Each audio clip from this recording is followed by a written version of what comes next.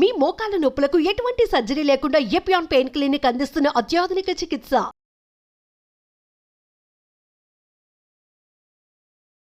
ఆరోగ్యాభిలాషులైన ప్రేక్షకులకు నమస్కారం.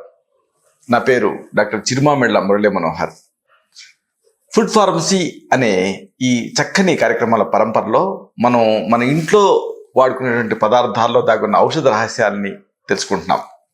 ఈ కార్యక్రమంలో మనం తెలుసుకోబోయేది ఒక ఆసక్తికరమైన పదార్థం. ఇదే బొగ్గు. బొగ్గు ఇది చాలా మందికి పరిచయం, అయితే చాలా మందికి ఒక జ్ఞాపకంగానే పరిచయం.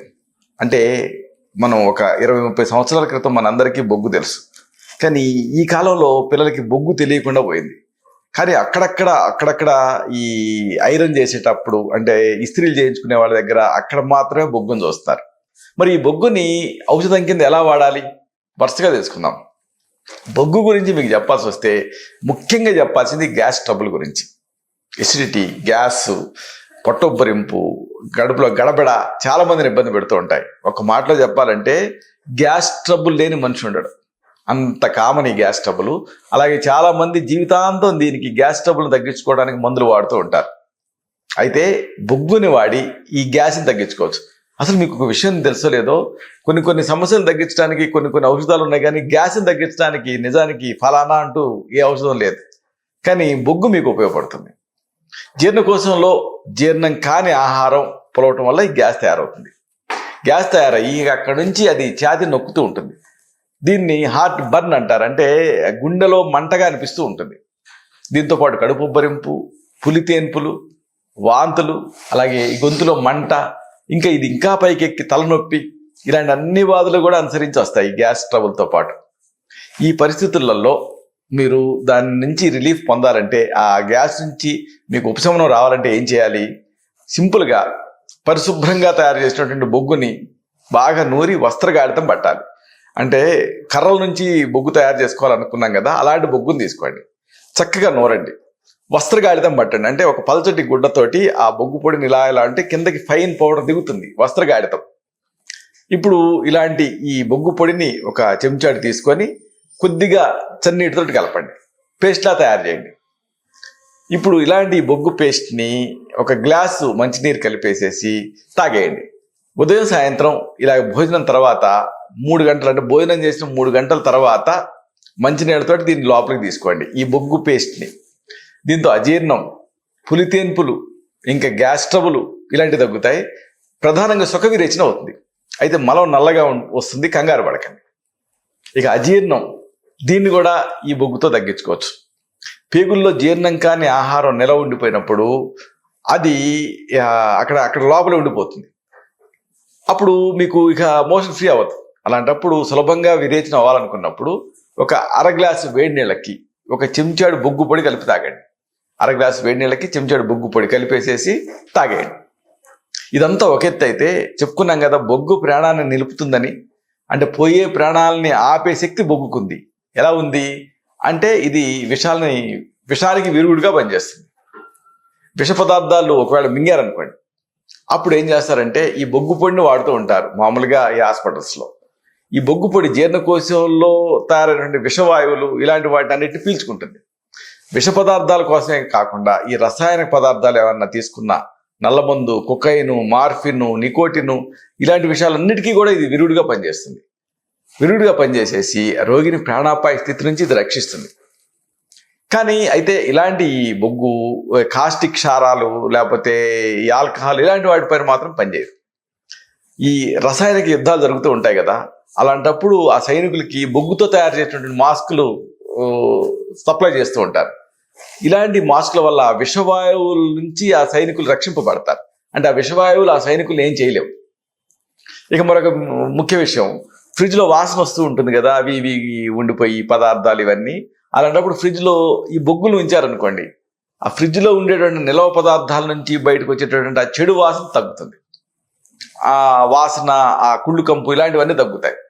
పైగా ఇంట్లో కూడా ఎక్కడన్నా చెడు వాసన వస్తూ ఉంటే అలాంటి ప్రదేశాలలో బొగ్గులను ఉంచితే ఆ చెడు వాసనని ఆ బొగ్గులు పీల్చేసుకొని పరిసరాలను పరిశుభ్రంగా ఉంచుతాయి. ఈ బొగ్గులు ఆరోగ్యాన్ని ఇస్తాయి.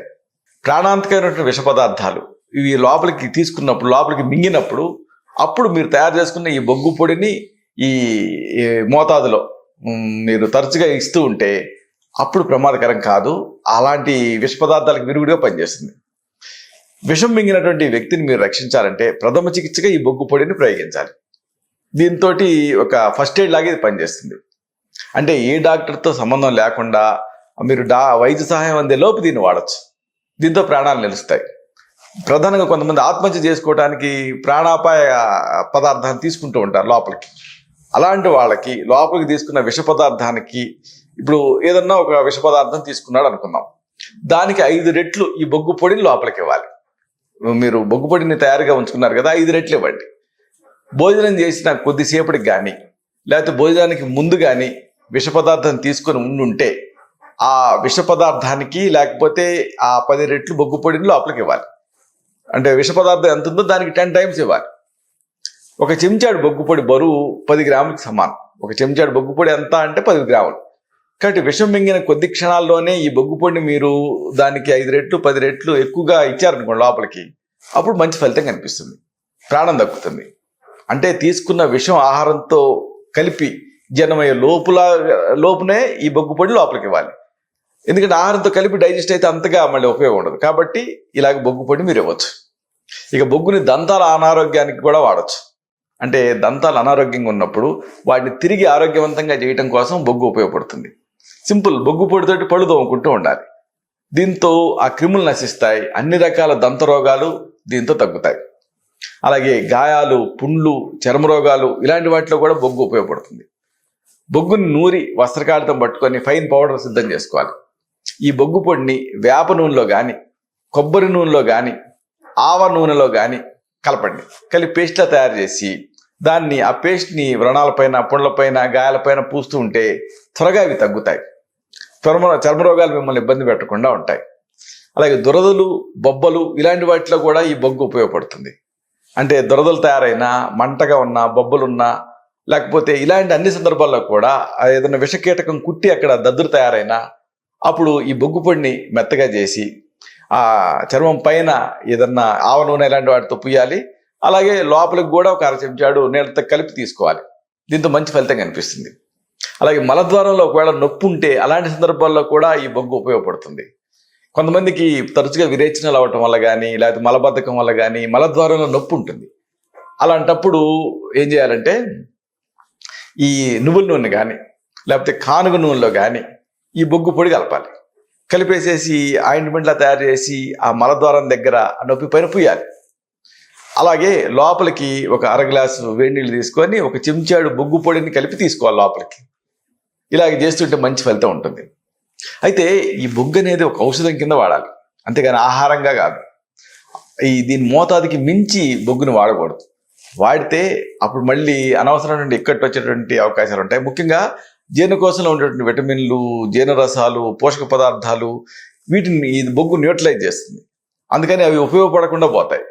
కాబట్టి దీన్ని ఔషధం కింద మాత్రమే జాగ్రత్తగా వాడుకుంటే బొగ్గు ప్రాణాన్ని నిలుపుతుంది, అనేక రకాలుగా ఉపయోగపడుతుంది. ఇలాంటి మరొక ఆసక్తికరమైన విషయాన్ని తిరిగి ఇదే కార్యక్రమాల పరంపరలో మనం కలుసుకున్నప్పుడు సవివరంగా, సహేతుకంగా, సమగ్రంగా తెలుసుకుందాం. శతం జీవ శరదో వర్ధమానః, శతం హేమంతాన్ శతం వసంతాన్. 100 శరత్తులు, 100 హేమంతాలు, 100 వసంతాలు వర్ధిల్లుతూ జీవించండి. శుభం.